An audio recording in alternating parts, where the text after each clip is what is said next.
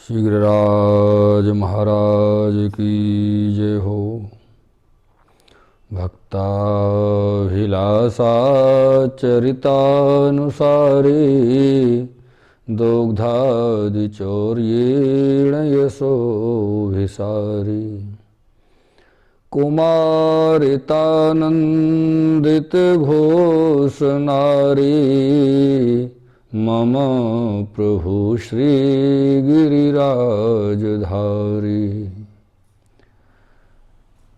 आज हम श्री गिरिराज पूजा के उत्सव के विषय में जानने जा रहे हैं।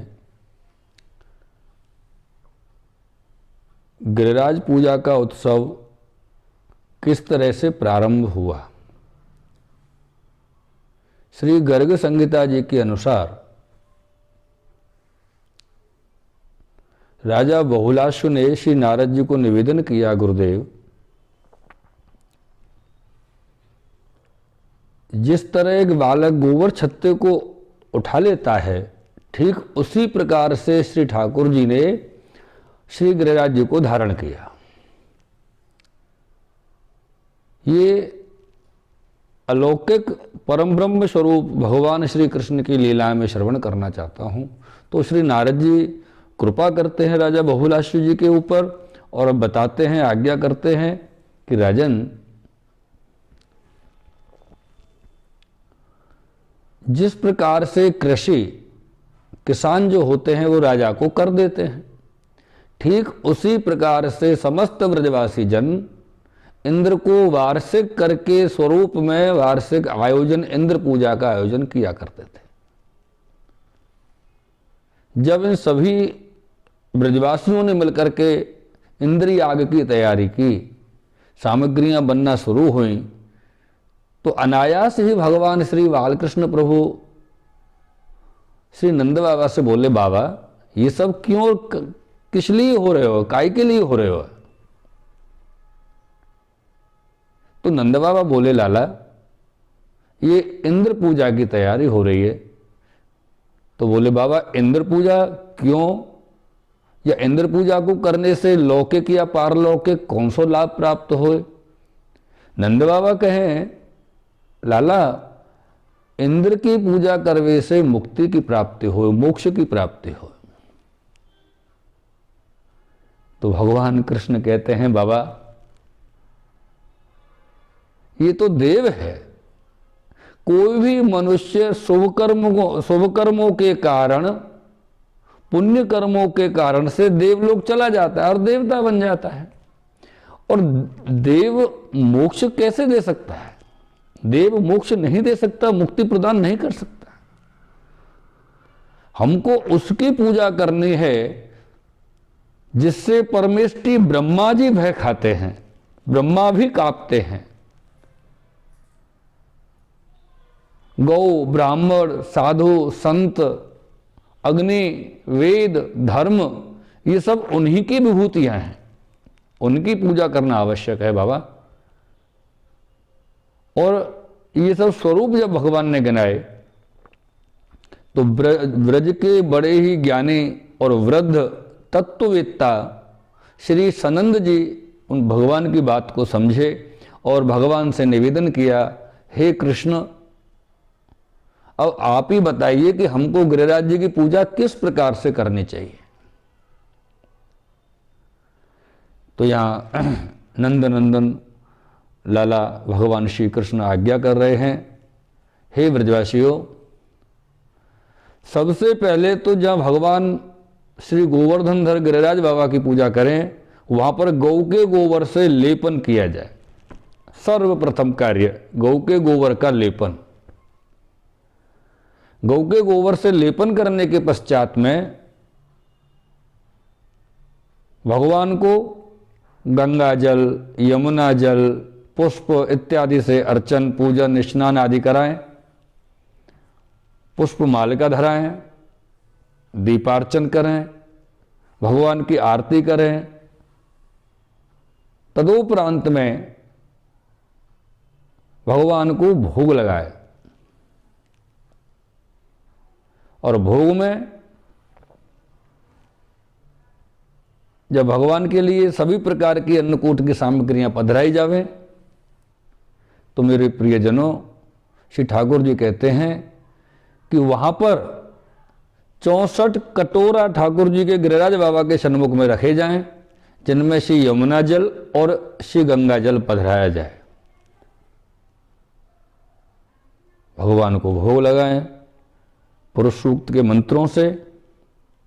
नाव्या आसीदंतरिक्ष गुं शीर्षणो द्यौः समवर्ततो इत्यादि मंत्रों से भगवान को भोग अर्पित करें। तदोपरांत में भोग सराहने के पश्चात ब्राह्मणों को इत्यादि सभी को, जहां तक कि कोई चांडाल भी श्री गिरिराज जी की प्रसादी से छूटने ना पाए, इस प्रकार से प्रसाद वितरण किया जाए। ये गिरिराज पूजा का क्रम मेरे प्रियजनों, श्री नारद जी आज्ञा कर रहे हैं कि जिन स्थानों में गिरिराज जी नहीं विराज रहे हैं, क्योंकि गिरिराज जी तो ब्रज में ही विराजते हैं, सभी जगह तो गिरिराज जी नहीं हैं, तो वहां पर गौ के गोबर का एक बड़ा आकार का स्वरूप दिया जाए, जिसको पुष्प मालिका, बेलपत्र, पत्र इत्यादि और सीखों से सुंदर तरीके से सजाया जाए, दीप प्रज्वलित किए जाएं और फिर उनका भोग आरती इत्यादि क्रम किया जाए। यदि कोई जीव, कोई वैष्णव, कोई भक्त व्रज से गिरिराज जी का शिलाखंड यदि अपने यहां लेकर जाना चाहता है, तो नियम है कि वो जितना बड़ा शिलाखंड गिरिराज जी का लेके जा रहा है, पधरा रहा है, उतना ही बड़ा, उतने ही भार का स्वर्ण गिरिराज जी में दान करे, तब तो ले जा सकता है। और अगर ऐसा किए बगैर ही वो ले जाता है मेरे प्रियजनों, तो यहां श्री नारद जी आज्ञा करते हैं कि वो जीव महारौरव नरक की प्राप्ति करता है। वस्तु तो गिरिराज जी नहीं जा सकते सभी जगह पर, वहां पर भगवान श्री सालग्राम जी का अर्चन बहुत आवश्यक हो जाता है और सालग्राम जी का अर्चन कर लेना चाहिए।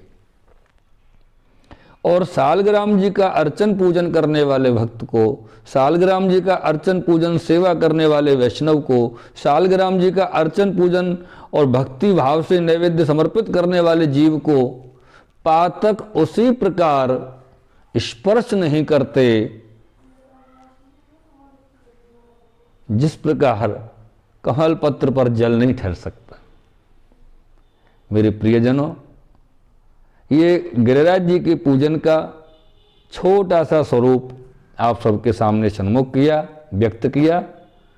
और यहाँ पर सभी लोग जो गिरिराज जी का दर्शन करते हैं, अर्चन करते हैं, ब्रज में आते हैं, वो गिरिराज जी ऐसे सामर्थ्यवान स्वरूप हैं कि जो एक बार ब्रज में आता है और श्री गिरिराज जी का भाव से दर्शन करता है, उसको श्री गिरिराज बाबा मोक्ष प्रदान करते हैं। और जो गिरिराज जी की प्रदक्षिणा करते हैं, कितने ही लोग हैं जो गिरिराज जी की चलकर प्रदक्षिणा करते हैं, कितने लोग हैं जो गिरिराज जी की दंडवती प्रदक्षिणा करते हैं, कोई दूध की धारा सहित प्रदक्षिणा करते हैं, उनको तो एक अलौकिक गति प्राप्त होती है, श्री ठाकुर जी का सानिध्य प्राप्त होता है। ऐसा श्री नारद जी की आज्ञा है। तो हे मेरे प्रियजनों, हमारे परम भक्त, परम संत देव ऋषि श्री नारद जी भक्ति के सर्वश्रेष्ठ पात्र हैं, भक्ति के सर्वश्रेष्ठ स्वरूप हैं। उनकी आज्ञा का अवलोकन करते हुए, पालन करते हुए हमको श्री गिरिराज जी के पूजन का क्रम इस प्रकार से चलाना है और आगे इस प्रकार से करना है। ये श्री गिरिराज जी के पूजा विधान का जो क्रम है, इस प्रकार से यहाँ पर आपके सन्मुख रखा गया, व्यक्त किया गया है। और श्री ठाकुर जी से विनती है, निवेदन है हमारा कि आप सबके हृदय में श्री गिरिराज बाबा विराजें और अपना पूजन क्रम इसी प्रकार से संपन्न कराते रहें। और आप सब गिरिराज दर्शन के लिए, गिरिराज जी की प्रदक्षिणा के लिए गिरिराज जी आते रहें, गिरिराज जी पधारते रहें। आने वाले जो नया हम आपके सन्मुख व्यक्त करेंगे भाव, उसमें श्री गिरिराज जी का पूजा का जो व्रजवासियों ने जो सामग्रियाँ इत्यादि पधराई हैं, वो आपको व्यक्त करके बताएंगे। और इस प्रकार से श्री गिरिराज जी के भाव का मानसिक चिंतन करते हुए, श्री गिरिराज जी का मानसिक अवलोकन ध्यान करते हुए, हम सभी मानसिक प्रदक्षिणा करते हुए श्री गिरिराज बाबा को प्रणाम दंडवत करते हैं और इस प्रकार से अपने भाव को गिरिराज जी के चरणों में समर्पित करते हुए आप सबको जय श्री गिरिराज धरण की जय। जय श्री कृष्ण। श्री गिरिराज महाराज की जय हो।